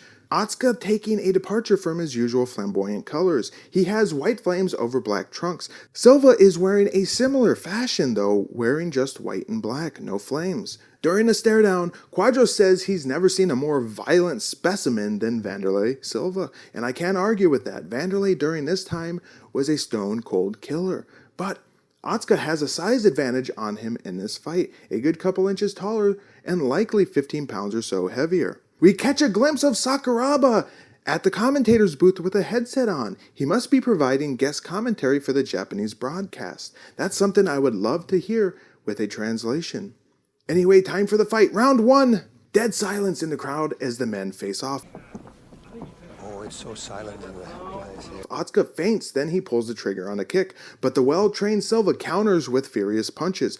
Pushing Otsuka back, he flies and hits the ropes, comes back with an inside leg kick, which is a better weapon to use against a kick countering puncher like Silva. 1, 2, 3, then delivered by Silva. Otsuka goes for the hips. Silva defends, goes for a tie clinch. Otsuka buries himself into Silva's midsection. In the corner, Otsuka works belly punches. Silva stands. The ref goes to break them up. Silva cocks his hand back and charges forward after a retreating Otsuka, but Silva never gets a chance to really pull the trigger. They clinch. Against the ropes, Otsuka pushes Silva around toward the corner, showing off his superior strength. Quadros states that Wanderlei has nothing to gain with this fight, and if he doesn't decimate Otsuka fairly quickly, people are going to question his ability. If Wanderlei doesn't decimate Otsuka early, people are going to question Wanderlei's finishing power. Decimate. Really, Quadros? To reduce by 1/10, Quadros? Methinks you don't know the meaning of this word, Quadros. Out of the corner, still clinched.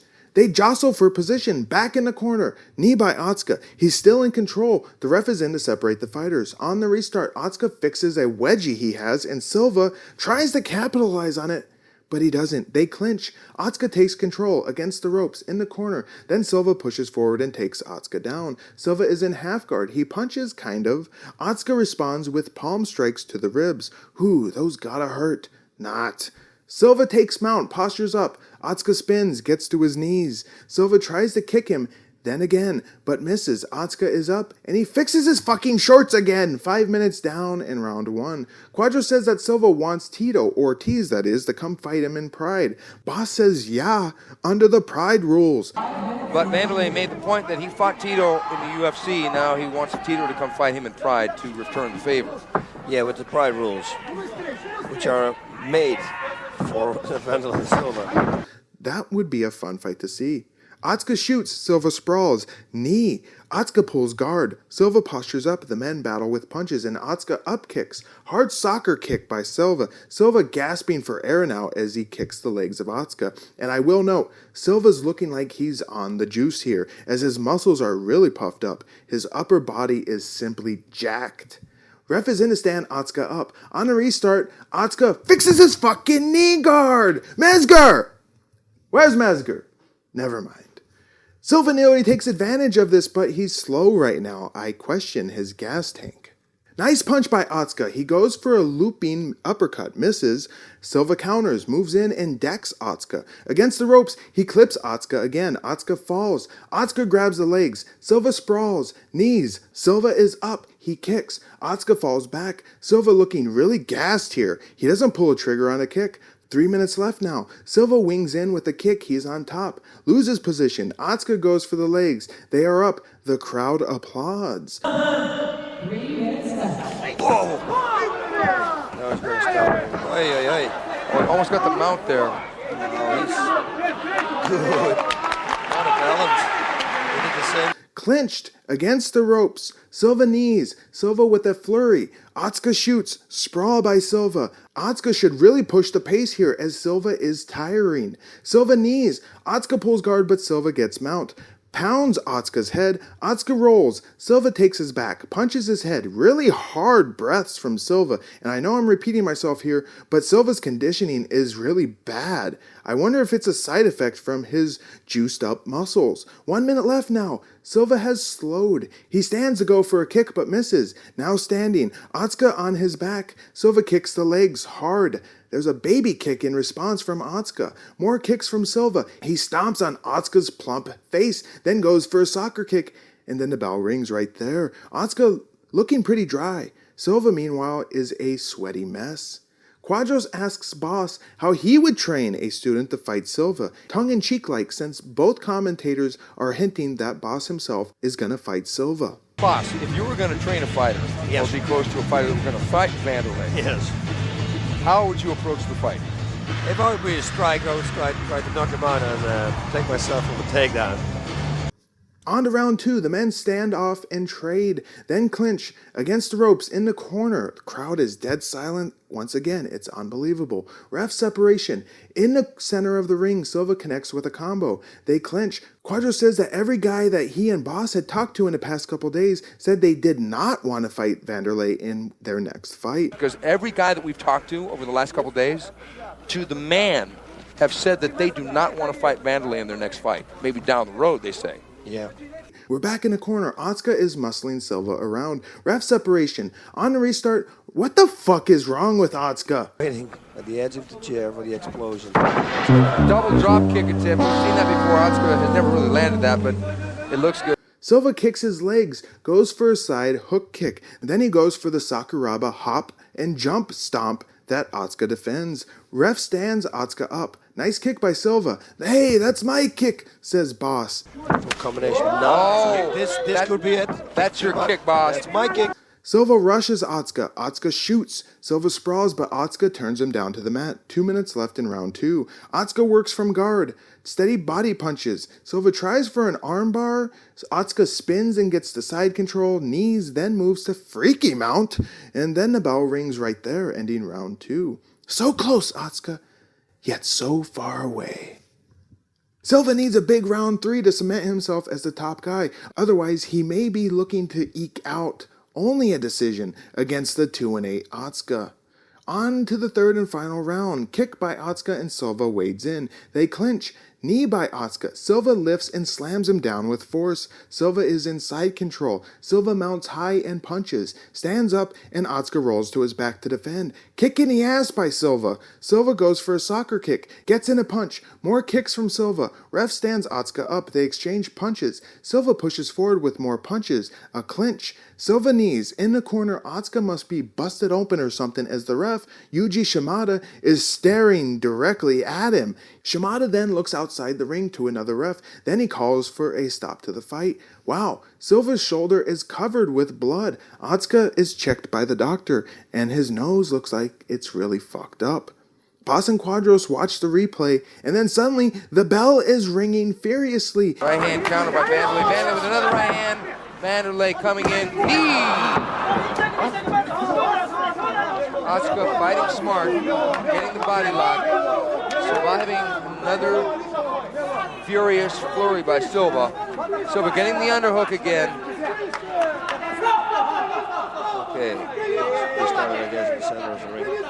Oh, he's bleeding. Oh, that right hand landed. It looks like it broke Otsuka's nose.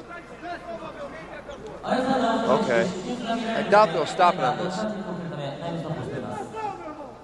No, they're not going to stop it. No, but that right hand landed. I'll tell you, Otsuka has taken some shots in this fight and he never went down. I think he's really been working his stand-up. Heart has never been a question with Alexander Otsuka.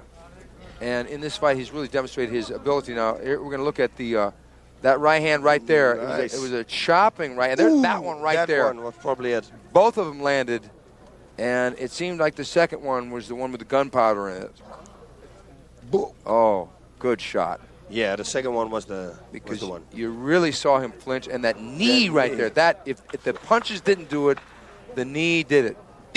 Looks like the fight's over. The fight is over. A little bit of an anticlimax there because, as we said, it was almost a lose-lose situation for Silva. And that's it. The fight is over. Wanderlei Silva, winner via doctor stoppage at 2 minutes, 22 seconds of the third round. This is the third straight TKO doctor stoppage for Otsuka. What the fuck is wrong with his face? Silva gets his trinkets of victory, and then we're off to the next fight. Let's head back over to Alistair, the Australian, to learn what he thought of this fight. Alexander Otsuka's only remarkable fighting ability is his insane durability. Beyond that, there was no way he was ever going to win this fight. Here's my thoughts, fight fans. Otsuka is proving to be a horrible matchup for some reason for certain guys, and Silva looked quite awful in this fight, even though you could say it was a dominant performance. That's weird to say, right? Silva was just slow, sometimes lethargic, and he just didn't have any gas. He was able to finish Otsuka via lucky doctor stoppage, I guess, but it definitely wasn't some amazing stoppage performance. Otsuka, though, gets some credit for staying in there and actually taking advantage of Silva during certain portions of the fight, using his superior strength to control Silva. Otsuka, maybe, just maybe, he can get another win someday. Anyway, this one was kind of a boring slog. I give it a 5 out of 10. So what would become of our two jumping, jolly Jugers here? Wanderlei Silva will be back at the next Pride. Bad Blood, where he will defend his middleweight championship against a Pride debuting Kiyoshi Tamura, Rings veteran who enters that fight with a dubious record of 23-8-3. Dubious, I say, because Tamura has about a dozen victories listed on his record that have come from fake shoot-style pro wrestling matches. As for Otsuka, the well-meaning man who can only seem to buy a win looks to continue his losing streak at Pride 20, where lump of Shitsune Kokuda marks his triumphant return to Pride. Yay! See ya boys then!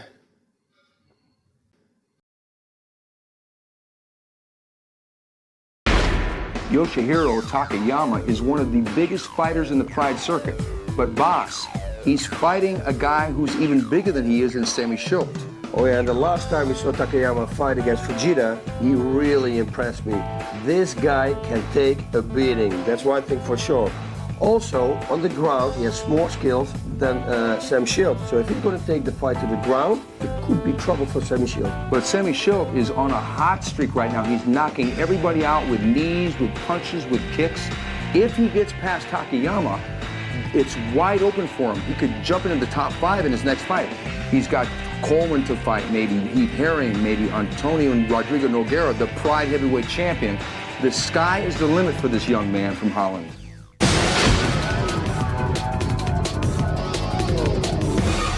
Our 8th and final bout of Pride 18 sees a returning Semmy Schilt taking on a returning Yoshihiro Takayama. Semmy was 28 years old here, and his record was 21-10-1. Takayama, meanwhile, was 35 years old, and his MMA record was 0-1. Semmy Schilt returns after pummeling the Masake Satake in a little over 2 minutes at Pride 17. Takayama, meanwhile, was last spotted making his MMA debut at Pride 14 in May of 2001, where he lost via arm triangle submission to Fujita in a match that was likely just another in the ongoing Takada versus Inoki pissing contest. No walkouts again, and we go straight to the ring, and I can't believe Takayama is only 35 years old. He looks like he's pushing 50. This guy, who once had the looks and body of a model, has aged about 20 years in the span of 5. At the stare down, Takayama is tall, but Schilt still has at least 5 inches on him. Takayama is listed at 6'7", and I'm not sure I believe that. But Takayama has Schilt outweighed in this. By how much? I'm not sure, as Quadros leaves that bit of info out. Let's get into it. Round 1, the men meet. Front kick by Schilt jilts Takayama's head. Takayama is trying to find his way inside of Schilt's reach with punches, looking sloppy though. They clinch. Takayama has the body, and he could be trying to lift Schilt, but he's not getting any part of him off the ground. In the corner, good punches from Schilt. Takayama is still focused on getting Schilt down, but he's not leveraging his weight at all. He should go lower for the legs and not try from the middle of the body. This is a huge mistake. Schilt pounds on Takayama, who groans as he tries to knee his left leg and push forward. Takayama, who has come up with a fantastically terrible idea, decides he's going to deadlift Schilt backwards like a belly-to-belly slam in pro wrestling, but he gets no lift at all and doesn't turn at all, and Schilt lands right on top of him. Whoops! But God has smiled on Takayama as Schilt has lost position and falls over, allowing Takayama to get on top and guard. Schilt looks for an armbar here. Quadros is very dubious of it. Boss, though, has a more positive outlook. Is he going to get an armbar? No way.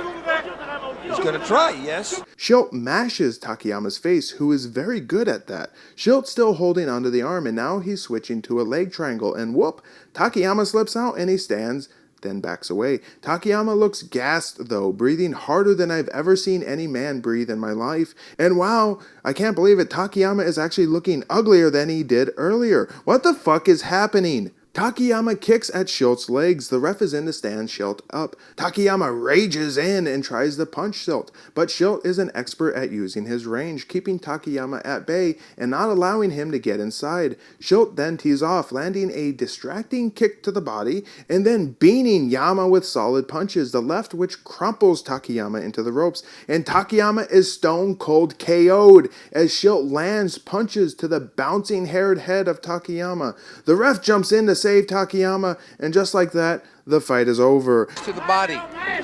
Throw that front kick and these. Oh, good shopping right there. Throw that front kick. Takayama just clawing away at punches, taking kick after kick. Oh, good shopping left hand there. Oh, knocked him down with a jab off. He's out. He's out. He's out. Takayama has been knocked out. Takayama has been knocked out with a left jab.